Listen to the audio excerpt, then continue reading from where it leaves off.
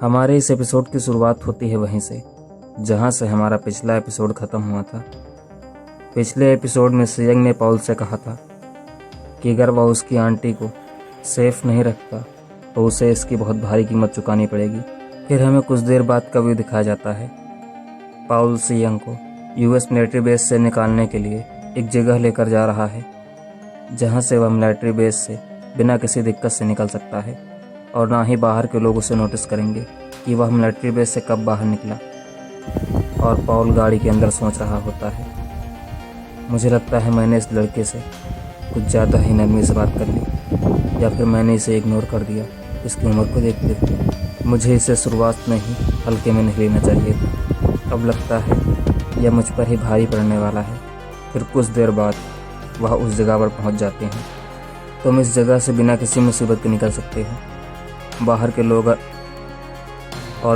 लोगों का ध्यान भी नहीं जाएगा। यह रूट हमने पूरी तरह से क्लियर कर लिया है। सियंग गाड़ी से उतरकर आगे बढ़ने लगता है। तभी पॉल सियंग से कहता है, मिस्टर सियंग, मुझे लगता है कि आपको सुनकर यह काफ़ी अच्छा लगेगा जो हमने इन्फॉर्मेशन भी पाई है। आप जिससे बदला लेना चाहते हैं उनमें से एक जांग डाहुन, वह इस जगह से काफ़ी नज़दीक है। और यह बात तो मुझे पता ही है कि आपको उसकी लोकेशन के बारे में भी काफ़ी कुछ पता है। लेकिन क्या आप और इन दोनों के बारे में जानते हैं? किम जिन ह्यूक और किम ह्यूजिन, वह दोनों भी आसपास ही हैं और शायद पहले वाले से काफ़ी कम डरे हुए भी। कम से कम उनकी फ़ोटोज़ को देखकर तो ऐसा ही लगता है कि वह भी काफ़ी रिलैक्स हैं। हमें उनके रहने की जगह भी मालूम है और वह कुछ जगह पर बार बार देखे गए हैं। और इन दोनों के बारे में एक और ख़ास बात है, वह किसी ऐसे को जानते हैं जिसको आप भी जानते हैं। उसका नाम बैक सीहुन है। क्या आपको कुछ याद आया? हमें पता चला है वह उसके बारे में काफ़ी कुछ इन्फॉर्मेशन निकाल रहे हैं। मुझे लगता है कि वह उसके साथ कुछ करने वाले हैं। क्या आपको जानना नहीं है? वह भी अपनी बात पूरी करता ही है। तभी वह सियंग को देखकर डर जाता है।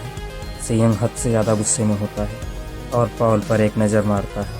पॉल को ऐसा लगता है कि अगर उसने कुछ और बोला तो शायद वह भी मारा जाएगा। वह पूरा पसीना पसीना हो जाता है।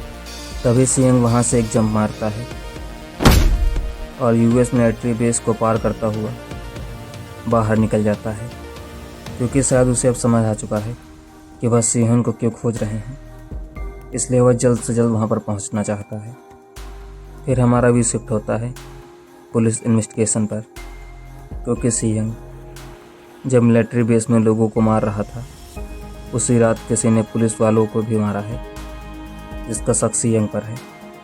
इसलिए पुलिस पता लगा रही है कि क्या उसी ने मारा है या किसी और ने। उनके सामने एक पुलिस ऑफिसर खड़ा है। पुलिस अपने ही साथियों से इन्वेस्टिगेट कर रही है। तुमने क्या कहा? हाँ, उसका नाम बेक सीहुन था। 3 साल पहले जो केस हुआ था जिसमें वह लड़का भी शामिल था। तो तुम्हारा कहने का मतलब है वहाँ पर उस दिन 2 विक्टिम थे? हाँ। तो दूसरे का क्या हुआ?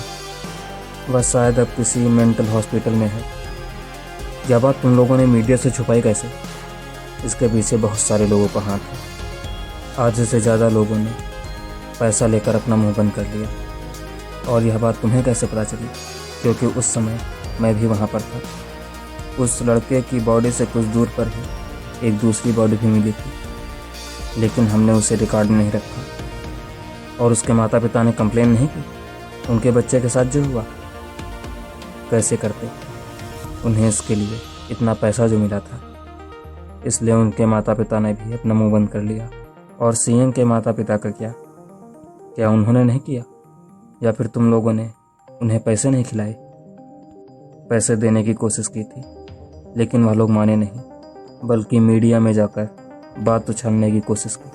और जिसका नतीजा तुम देख ही सकते थे। उन दोनों की मौत कैसे हुई।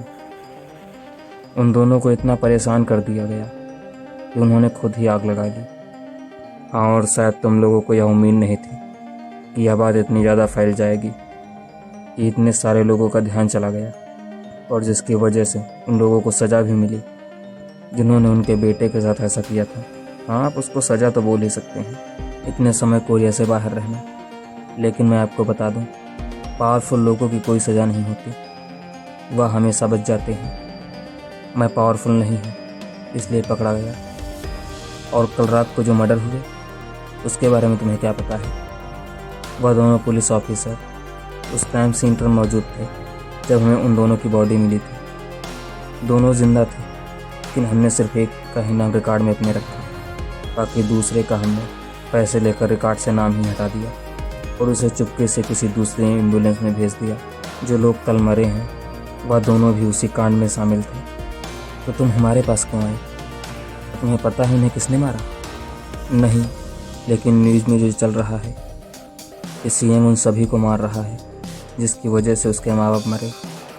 इसलिए मैं डर गया। मुझे लगा कि शायद सीएम ने ही मारा है। हाँ, पहले हमें भी यही लगा था, लेकिन हमने सब चेक कर लिया है। सीएम रात को मिलिट्री बेस से बाहर ही नहीं निकला, तो ऐसा हो ही नहीं सकता कि सीएम ने उन सभी को मारा हो।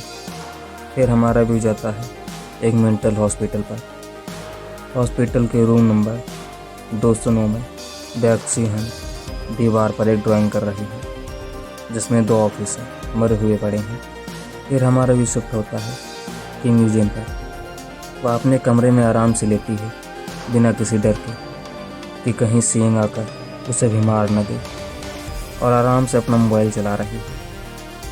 अपने मोबाइल को स्क्रॉल करते हुए उसके हाथ अचानक रुक जाते हैं और जो अब तक वह रिलैक्स थी अचानक ही पसीने से भर जाती है, क्योंकि मोबाइल पर सीएम का वीडियो चल रहा होता है जो कि उन्हीं की तरफ आ रहा है।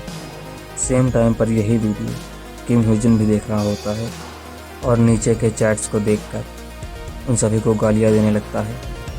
ये साले हरामखोर चैट में सिर्फ इसलिए उल्टा सीधा लिख रहे हैं क्योंकि उनकी जान खतरे में नहीं है। वह आ तो यहाँ मेरे लिए रहा है ना। इन सालों को पता भी नहीं है कि अगर वह मेरे पीछे आया तो मेरा क्या होगा।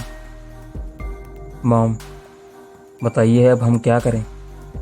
उसके घर में उसकी पर्सनल सिक्योरिटी गार्ड और पुलिस भी मौजूद है। वह सभी सीएम के लाइव लोकेशन के बारे में पता कर रहे हैं कि सीएम अभी कहाँ पर है।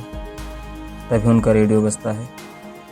सीएम ने अपने डायरेक्शन को चेंज कर लिया है, पता नहीं क्यों, लेकिन अब वह किसी और दिशा में जा रहा है। तो क्या अब हम रिलैक्स कर सकते हैं?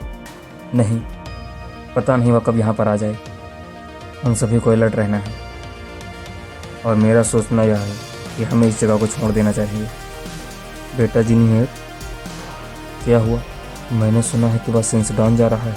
हाँ, तो वहाँ पर तो ह्यूजन है। वह तुरंत ही ह्यूजन को कॉल करता है। ए ह्यूजन, सुनो, जल्दी वहाँ से निकलो, वह साला हरामखोर तुम्हारी ही तरफ आ रहा है। तभी उसके फ़ोन पर आवाज़ें आने लगती हैं। ह्यूजन, ए ह्यूजन, क्या हुआ?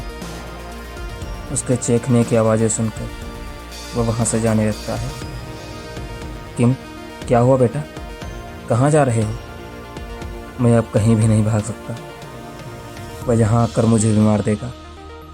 मैं नहीं बचूंगा। उसने मेरे पहले ही काफ़ी सारे दोस्तों को मार दिया है। मेरी भी बारी आएगी। वह मुझे ऐसे ही नहीं छोड़ेगा।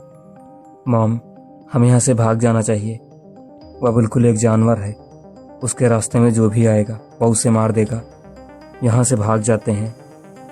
वह इतना ज़्यादा डर जाता है कि वह हंसना शुरू कर देता है। मुझे एक रास्ता पता है कि मैं उससे कैसे निपट सकता हूँ। अगर मुझे मरना ही है तो मैं साले को मार कर ही मरूंगा। और यहीं पर हमारे इस एपिसोड का अंत हो जाता है। अगर आपको हमारी वीडियो पसंद आती है तो वीडियो को लाइक करें, चैनल को सब्सक्राइब करें और कमेंट करके ज़रूर बताएं आपको हमारा वीडियो कैसा लगा। अब हम मिलेंगे ऐसे ही किसी वीडियो में। तब तक के लिए धन्यवाद।